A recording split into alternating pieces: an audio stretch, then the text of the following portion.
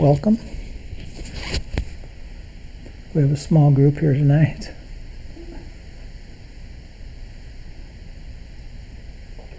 Small but mighty. Absolutely. And we have a few people online. Okay. So Wednesday night meditation. Seems like I say that every time when I sit down on Wednesday night. I always say Wednesday night meditation. I really didn't, I don't really have much plan to talk about, which is kind of common for me, not to be prepared, just to kind of wing it. So I will, I'm sure, find something to talk about. I have faith in you. We know you'll figure out what to talk about. It'll come up. Something will come up. Yeah. Eventually, yeah. I'm kidding. Well, the topic is always meditation. You know, we always talk about meditation. And I guess, you know, when I look back on the things that we've have discussed, last week we talked a lot about the basics. We had some young people here. A woman brought in her children, I think maybe it was all children. I don't remember, but one was about 7, and then one was about 13 or 12. I don't remember if she had her sister with her or what the deal was, but mostly young people that were new to meditation. Mm-hmm. So we talked a lot about the basics, and before that, the week before that, if I remember correctly, we talked about taking on the role as a meditator, and in other words, taking on the persona, or being the meditator, and what that means to us, as being a meditator. So I thought maybe I'd talk a little bit about that and some other things, but primarily when we look at meditation, it's like many other things, but we can get enthused about it and we can practice it, and then we kind of go into periods where we don't get a lot of meditation in for whatever reason. We can make excuses like we're busy. And sometimes we realize that even when we're not busy, we're not getting our meditation in, but it should be done every day. I mean, it should be a daily practice. That's the primary thing. And so when we don't do it every day, sometimes hopefully we notice that we're not doing it every day, and we kind of feel, we should actually kind of feel guilty about that in a way. Just because we know that there's some great benefits of meditation, and to have that, I don't know if guilt's the right word, but actually feel as if we should be meditating. I mean, that's the main thing. Just feel like we should be doing it consistently. And if I don't, my dog tells me to. If I don't sit down and... What does your dog do? She'll bark at me and go around in circles. Oh, yeah? So I go sit down and she sits down with me and we meditate. All right. So, she knows we're supposed to do it's that. the kind of dog everybody should have. To talk to her. Yeah. Yeah. That's cool. Heart-to-heart talk with the dog. Yeah, that's the kind of dog everyone should Your have. energy when you're meditating. That's what my cats do. That too. They enjoy that. They can pick up on that silence and they enjoy they it. get to be rested. Your cats round you up and tell you to meditate? No, but they'll come over. Like Zoe will be nowhere to be found, and she comes over when I'm meditating, and she, all of a sudden, I can just feel the presence, and she's right there. That's like the two cats in the backyard. I saw two cats in the backyard just a little while ago. I'm telling Mark that because he's a cat. I do Mark. And they probably sense that we're starting a meditation, and so they're in the backyard gathering. So they can meditate with us. They're sitting cross-legged out there now as we speak. Yeah, they're adult cats, but they could be feral. I don't know. There's a lot of cats in the neighborhood. Yeah, they like the energy. Rightly so. We do too. Yeah, I think we animals pick up on the energy for sure. And that's a part of it for us too. Like if we don't meditate every day, we should realize that energy change in ourselves. I mean, if our animals can pick it up, it's there. Yeah. It's definitely there. And I think a lot of that is probably because if that energy of stress can be picked up in any way, I mean, it certainly can be picked up by ourselves if we're aware of it. And there's no reason why it couldn't be picked up by an animal if they know what they're looking for. And as we know, meditation is, when we look at the benefits, probably the biggest benefit is stress relief. And that is from the ability to surrender or to let go. And what that means is that we are letting go of anything that is sticky. And that means anything that's difficult to let go of is what we should be letting go of. Anything that is an attachment, anything that is sticky is something that is difficult for us to release, to let go of. And generally what that means is we're looking at the past and the future. Things that happened in the past, experiences of the past, things that people have done to us, or things that have happened to us as a result of ourselves or a result of others, things that we've done to other people, all these situations of the past, the negativity that we've experienced and maybe the negativity that we've dished out, to be able to set that aside and to realize that it's a part of the past. The only reason that it can come into our present consciousness is if we allow it to, by our thoughts, by our thinking process. We think of the things that have happened, and then we seemingly bring them into the present moment, so that we're reliving them. And we, as humans, we do that again and again and again and again and again. We relive our past, relive our traumas, we relive the negativity that we've experienced. But there is a way to get beyond that, and that's one of those ways is through meditation. And then, of course, there's the future as well, and the future can be very, very promising for us. If there's any reason that we have to let go of the future, it's because of our overly high expectations of ourselves. And that can be very traumatic in our own minds. Our expectations, what we expect out of ourselves, what we expect out of life in general, out of people. And the thing that comes into play, of course, and most of you have heard me say this many times, is fear. Fear can be projected into the future, and so that we are experiencing that fear in the present moment because we're fearful of what might happen. And the opposite of that, relating to the past, is anger or resentment of things that have happened in the past.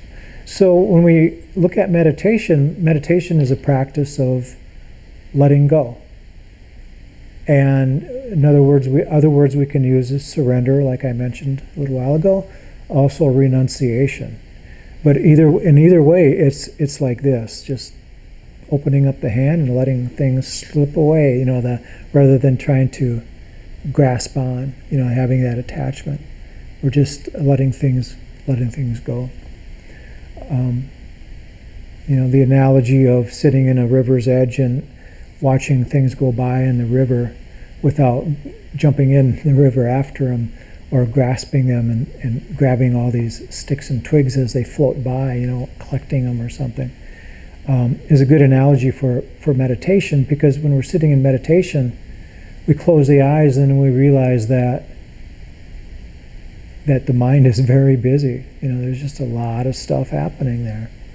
And if it's anything that bothers us in any way, it is something from the past or the future. And so meditation helps us see all of this, and that's why it's so healing for us to be able to see this. and to, we say it's looking within, that we're turning it around and seeing what's inside of us. And that's exactly what we're doing. We're looking at our own past, our own history, our own story, and also we're looking at our stories or our anticipation of the future, or our fears of the future. And if we can let that go, physically and mentally let that go, just for a moment while we're in meditation, and it doesn't even have to be the entire meditation, just even like half of it, then we start getting really, really clear pictures of what the truth is and what we are made of. And then we can start feeling complete, with our own life and how we are. Anything? Yeah. We've got We're reporting in for the people online. Adina, Adina, and James Pollock, and James, Chris, Chris, and Maureen. and Hi, Maureen. everybody. Hello, peeps.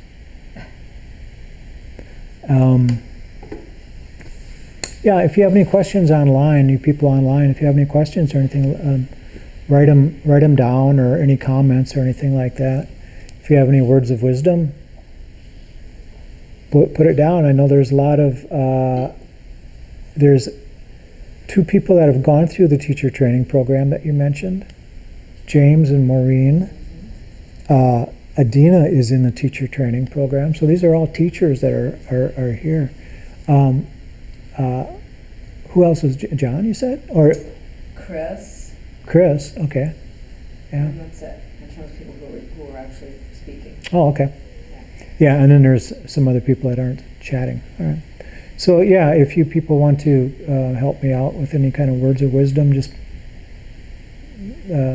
send them in the chat, and then Terry will read them back to me, and then I'll because my phone is looking like this. It's black. Oh no, now it's not black. Anyway, so we'll do some meditation here, and with the theme or the idea, the invitation of letting go, and that this isn't the first time that has been our theme or our object of meditation, but we'll do it again tonight because it's so important, to be able to understand that aspect of meditation. And I always compare it with the Eastern traditions. Generally know about the aspect of letting go, and sometimes the Western traditions, the meditation that we do in the U.S. and Europe, that kind of thing. So a lot of times we forget about the aspect of letting go, which is really in the heart of meditation practice.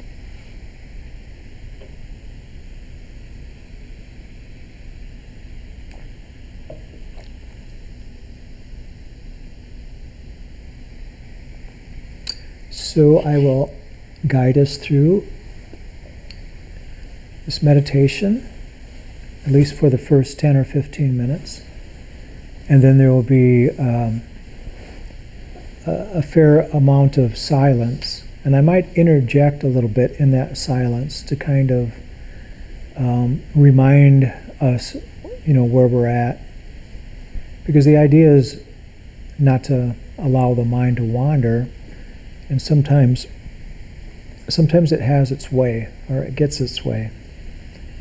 And my job as a facilitator is try to sometimes to bring us back from that, to remind us, to bring our attention upon our meditation object. So please make yourself comfortable.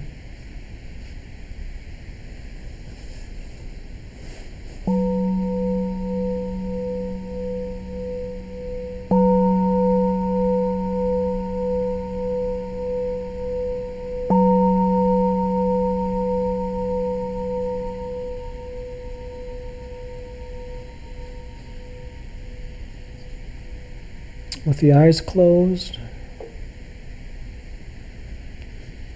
bring your attention to the breath.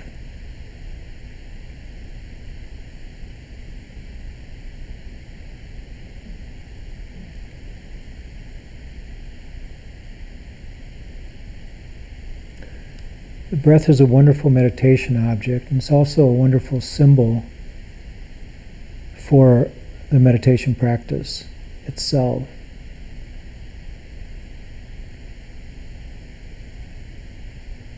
The breath is very, very important to us. It's something that is crucial for our life, but yet it's nothing that we attach to. We don't try to hang on to each breath, and actually if we did, we would have difficulties breathing. So we willingly let each breath come and go, one after another. And so this is a wonderful example of how we have this ability to let go. We could even say that we're using something to the extent that we are using it as long as we need it, and then we're releasing it. And that's the breath. But that can also be a thought, that can be a mood, it can be an emotion. It could be a representation for most anything in our life, including life itself. It comes and goes.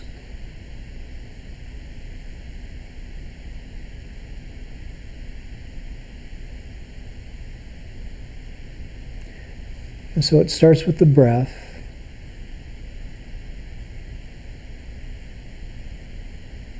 And we all know the science behind the body, how throughout the years the body has changed in every aspect. So we're not the same person in any shape or form or in any manner. We're not the same person that we were 5 or especially 10 years ago. The only reason we feel as if we are the same entity that existed then is because of these memories that we keep bringing up again and again and again.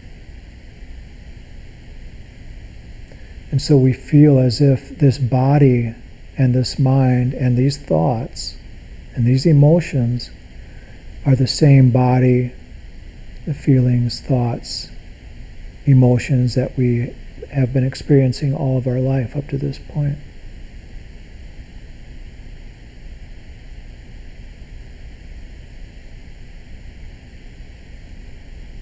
But what we're doing is bringing these up again and again.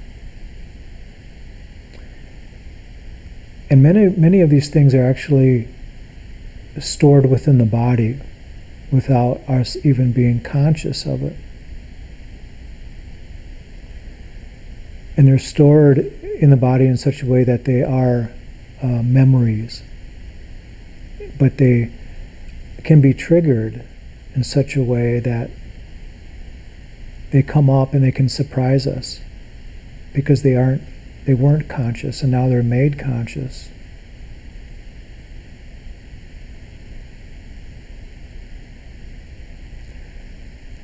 And so these memories, again, allow us to feel as if we've experienced this life the same attitude, in the same way, in the same body for year after year after year.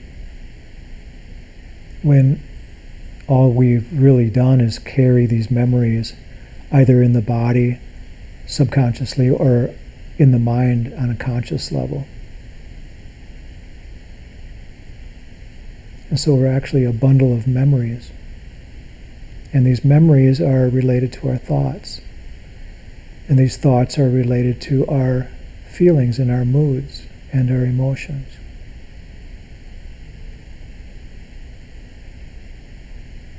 And for most of us, when we get all of this figured out, it makes life much, much easier, including the aspect of reliving it again and again and being okay with that, just like the breath. breathing in and breathing out, completing that breath and letting the breath go. Again, a wonderful analogy for letting go, but it happens with everything. Every time we experience something, the experience comes into our awareness and then it fades away. A feeling comes up and the feeling fades away.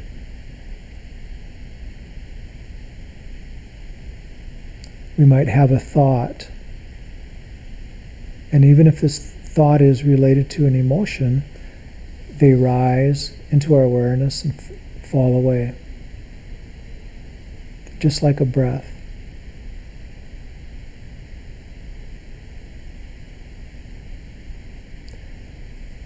But any time that we feel as if we don't want that to happen, that we're unable to let go of any of this, that's when we start to suffer. In the same way as if bringing up these negative memories, we can bring them up again and again and again, and of course we're going to suffer until they lose their impact, and that's by us accepting the consequences and accepting the fate or what has happened, and then with that acceptance, then we can let go completely. But in either way, we're still having to let go, just like letting go of each breath. If we try to hang on to anything, there's a chance that we could suffer as a consequence.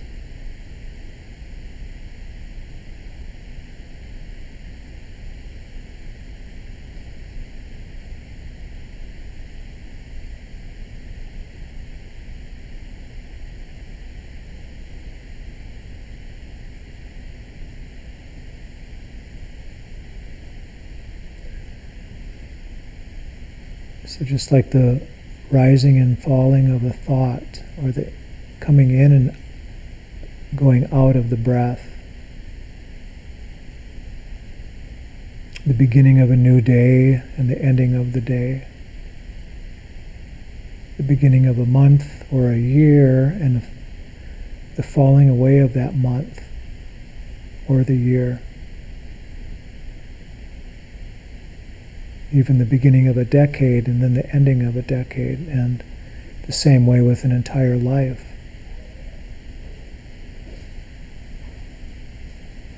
A life begins and then a life falls away and ends. And it happens again and again and again.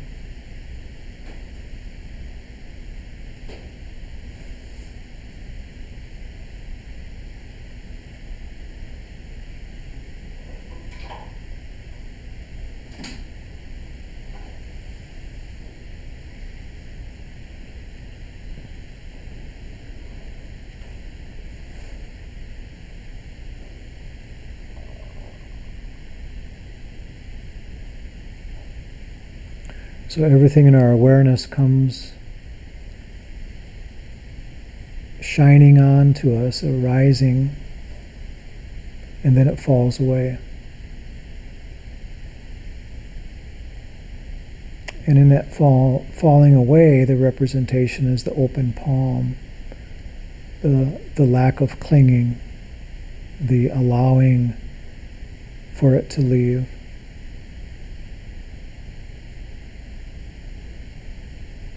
And then we get a chance to learn about ourselves and learn about the world. To be okay without clinging, without attachment.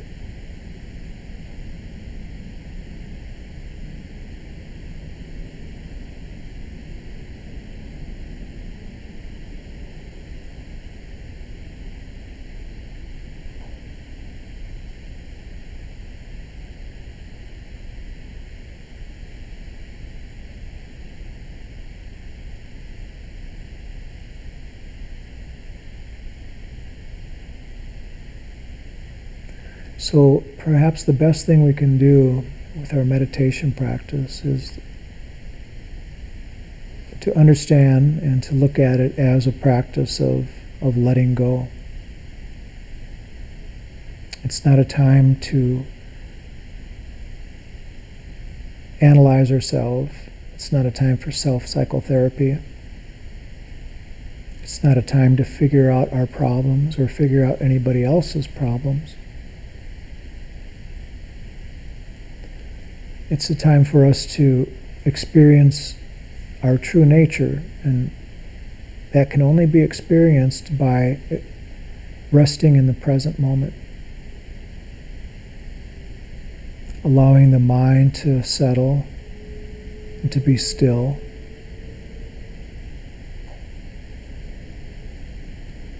relinquishing or letting go of any thoughts of the past or the future.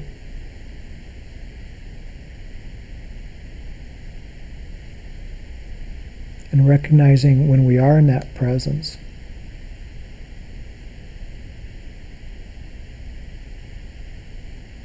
and perhaps more importantly, recognizing that as our true nature, who we really are beyond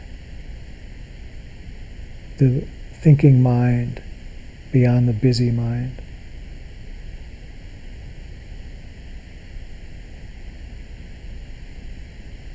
And for somebody that's new to meditation, this isn't anything that's going to necessarily happen overnight. It can happen very rapidly for some people, but sometimes it doesn't always stick.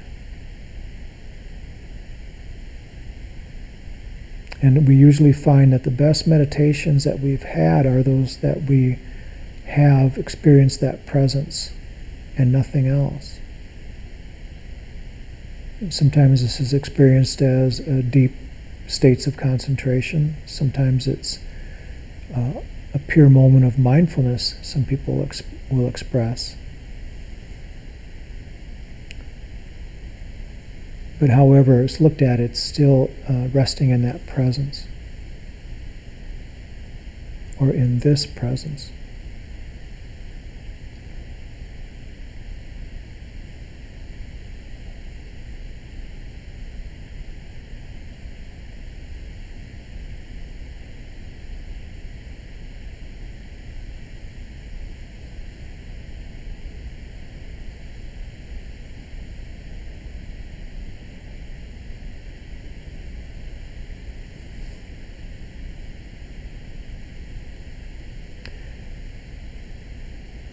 And so by focusing on the breath, this object that we've been relating to rising and falling and using it as a symbol for letting go, this breath is also our meditation object, something to focus on, something that we can use to bring ourselves into the present moment,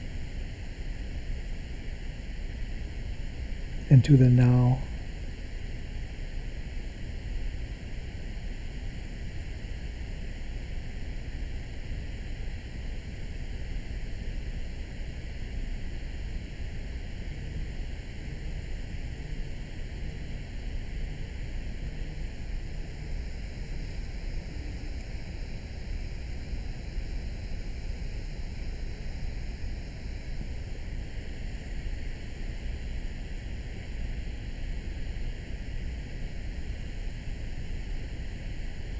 So we'll spend the next 20 minutes or so in silence.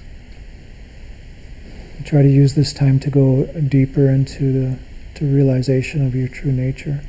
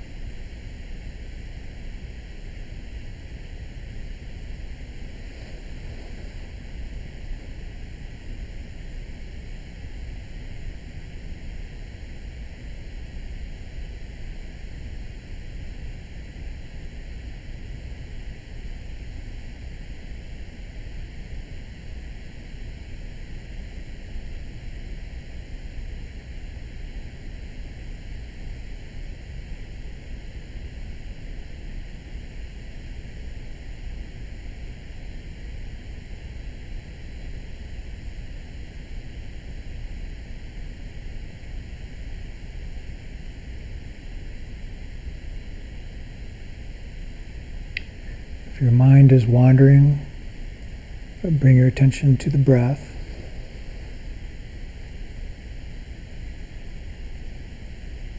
Try to remain as present as possible.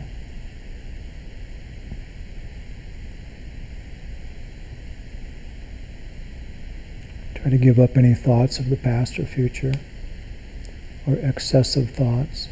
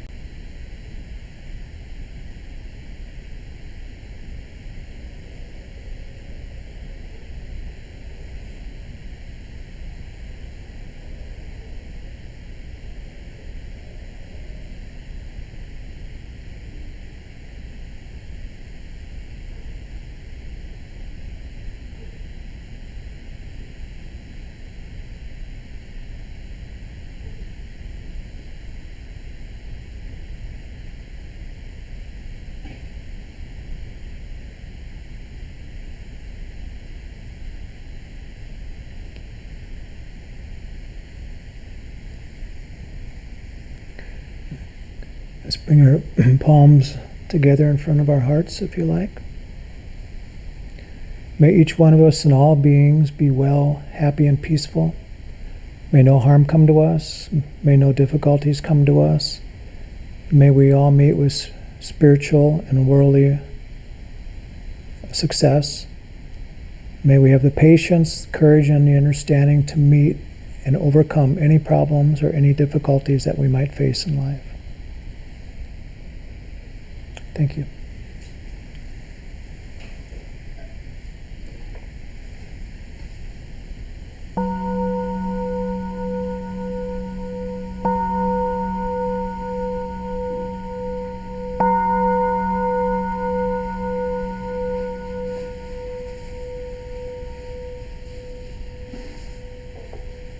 Thanks.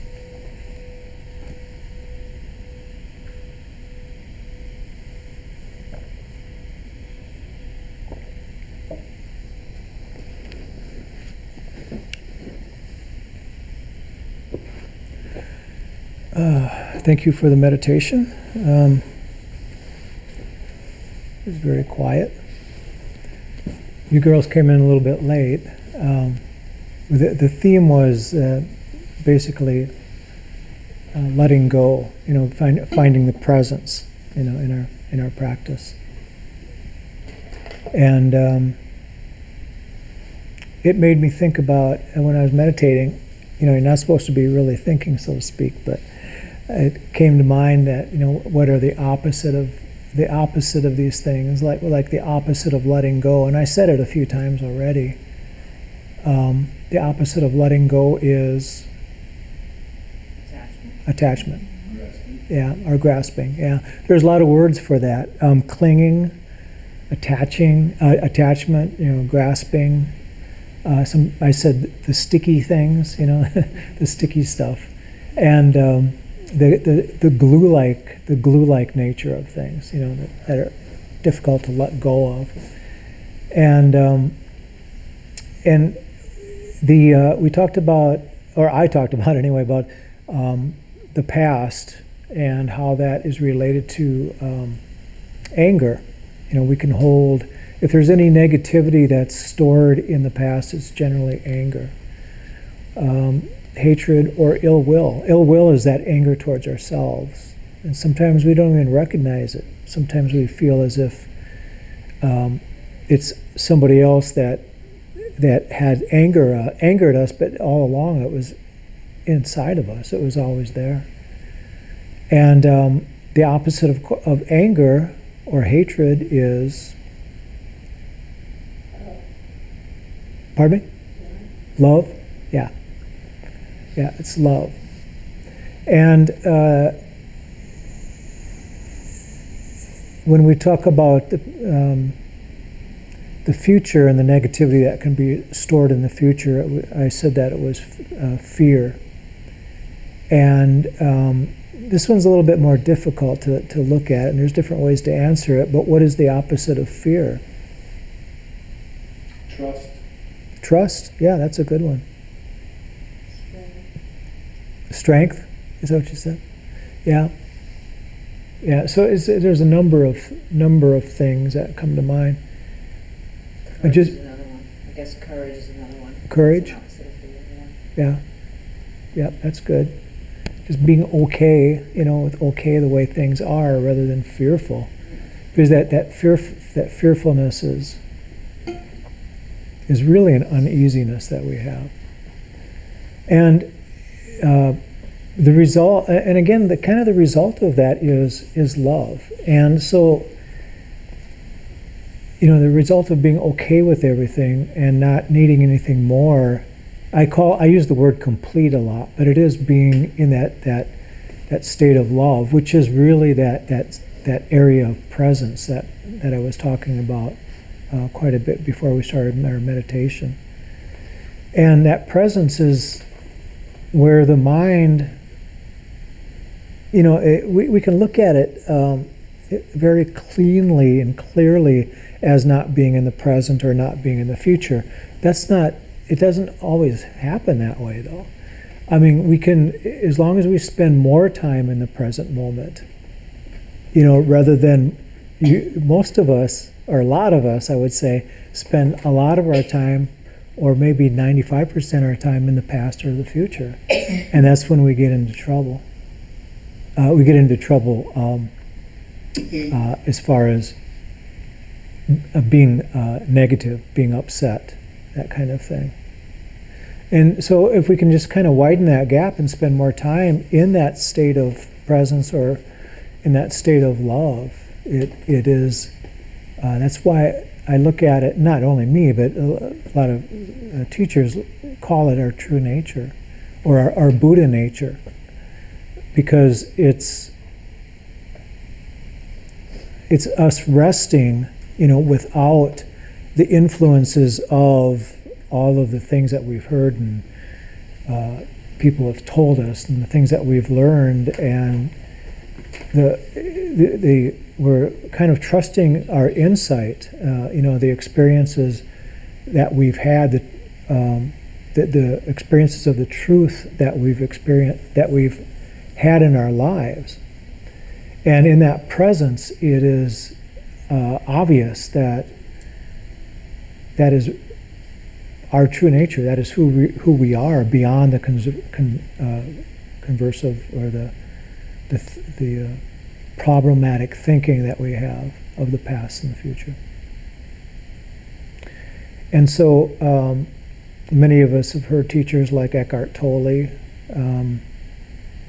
and he's not the only one, of course. I think just about every great teacher, from Buddha to Muhammad to Jesus, and on and on and on, have talked about the presence, this present moment reality, and how to get there, whether it's through meditation or through prayer or through different practices. Sometimes the indigenous people have different practices than we do. It's almost like a form of meditation, but they have a way of getting into the presence. And that's a whole topic in itself. But like the Aborigines of Australia, they actually use the didgeridoo. That traditionally use the didgeridoo. I actually have one in the closet back here. I'm not going to grab it though. To breathe into this hollow tube and make these sounds with their lips as a type of breathing meditation to come into that presence. And the only thing that they're focused on is making these sounds in this hollow tube, this didgeridoo. And as they come in to adulthood, the young boys, and possibly the girls, I don't know for a fact, but for sure the young boys, when they come in to adulthood, their parents or their father would give them a big long stick from a tree that was hollowed out by termites, basically, and it would send them off into the desert and say, "Don't come back until you learn how to play this thing."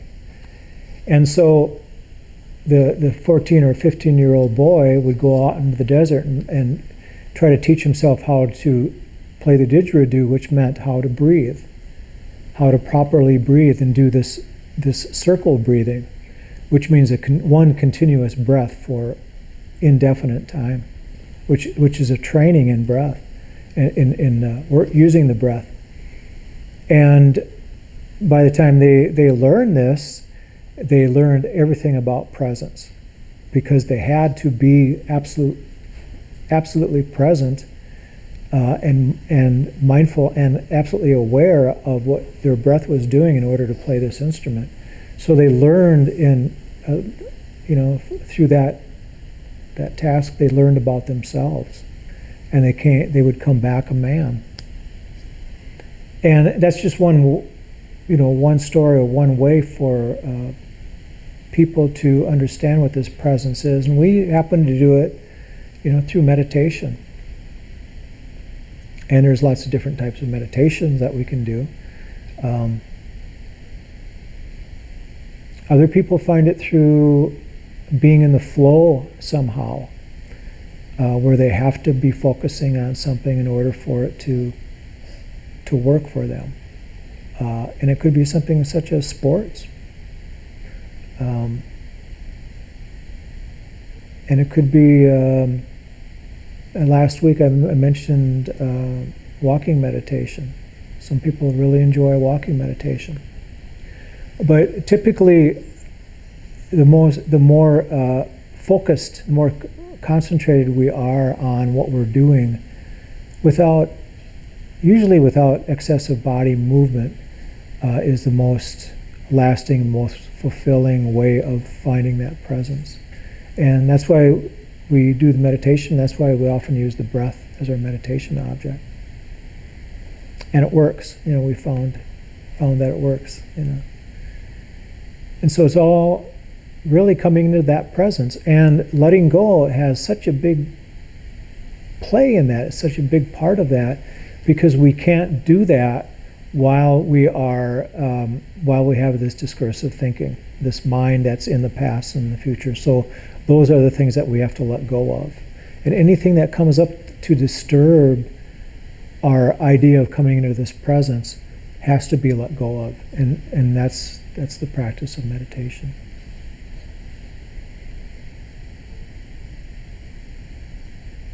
I just think I put that out there so many times, and the reason I do that is because it's so important for people to get it.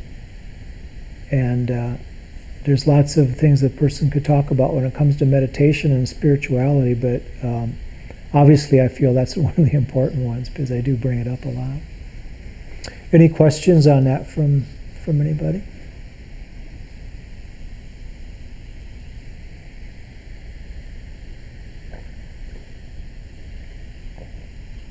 What do you think? We do that so much.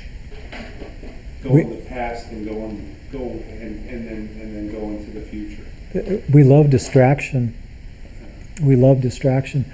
We're not used to going and resting in that presence because we're kind of afraid of finding what's there.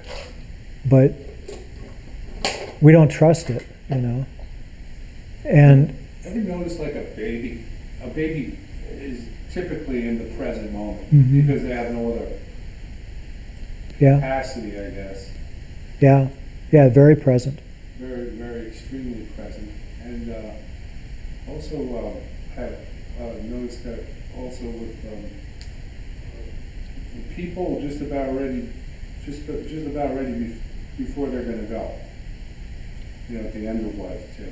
Yeah. They seem to have more of a presence, just without having any practice. Right. Just kind of goes. Yeah, if they're lucky, or I should say if we're lucky enough to go without too many drugs inside of us, and that kind of thing. If we don't have a lot of pain. It's kind of like we get it at the end. We get that understanding. My other meditation teacher back east, his mother was very devout, based in the Judeo-Christian tradition, and he was there with her during her last moments, and her words were, "In the end, mercy."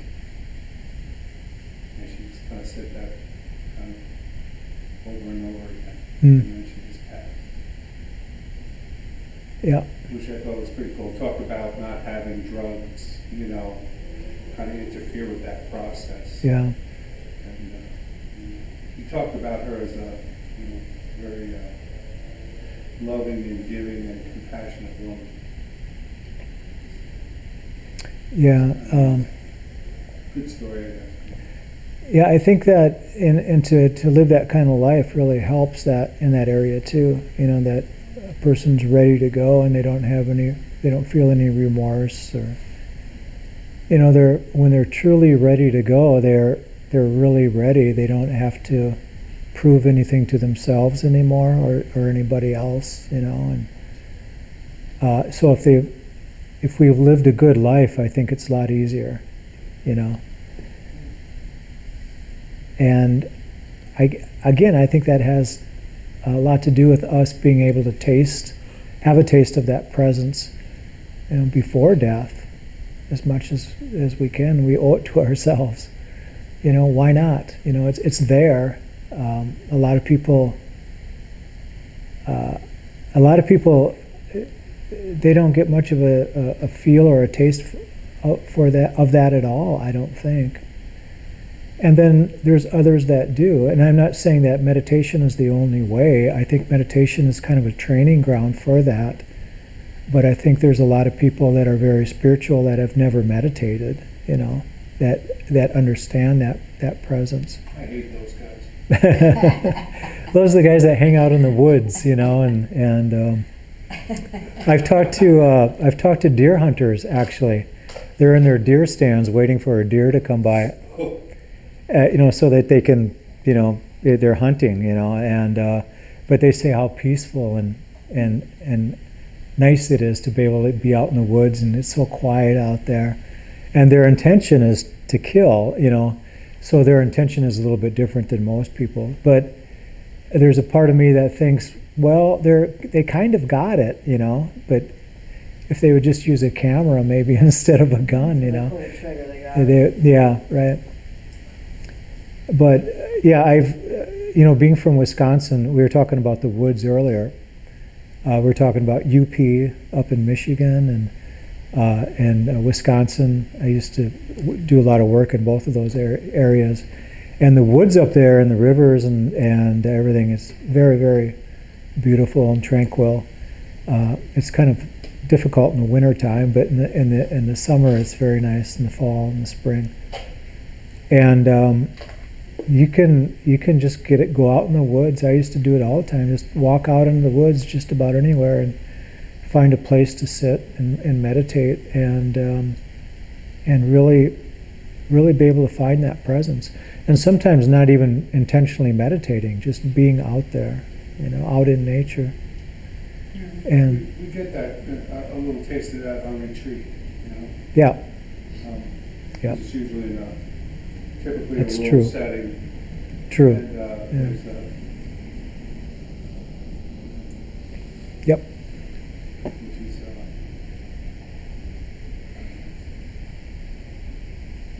Anything else from anybody? Quiet group. No, there's no questions No, online? nobody had any questions. Okay, all right. Well, we'll kind of wrap it up here. I want to thank everybody for coming. We do this every Wednesday, so I'm always here. Been here for the last 11 years, something like that. Beverly, too. And Beverly was 13 when she started coming here. I started going over the temple Yeah, first two classes over there. I started here, then I went to the temple, and I came back here. Yeah.